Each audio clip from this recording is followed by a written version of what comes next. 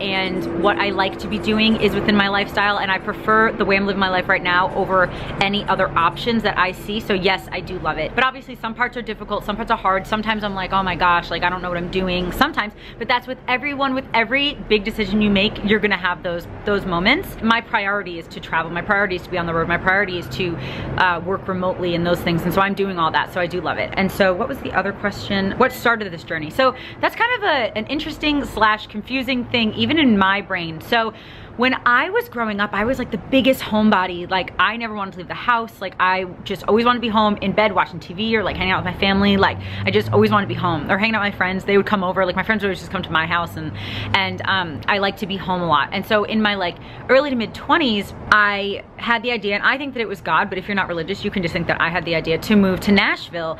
And then once I moved to Nashville, I kind of got in my head that I wanted to live in my car and go on the road.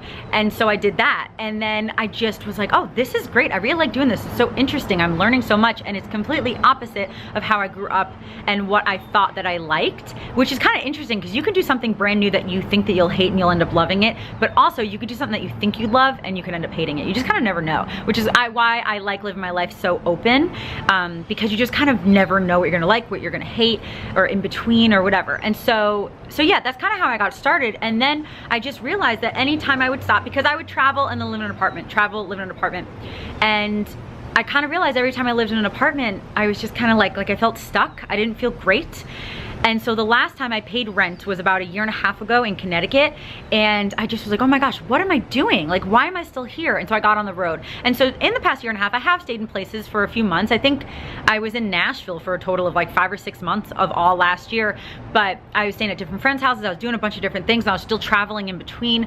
That's just the lifestyle that I prefer. And so that's kind of how I got started, and I feel like I'm going a mile a minute. I know I talk fast. I'm from Long Island. So let's see. What don't you like about living in your car? That's a great question. That's an amazing question. So there's only like well, actually living in my car and sleeping in my car are different. There's only 2 things that I don't like about sleeping in my car. One is when I'm sick. I have a really bad digestive system, and there have been a few times that I've been really, really sick at night, and it's not the most fun thing to have to like run into a store that's open 24 hours to use their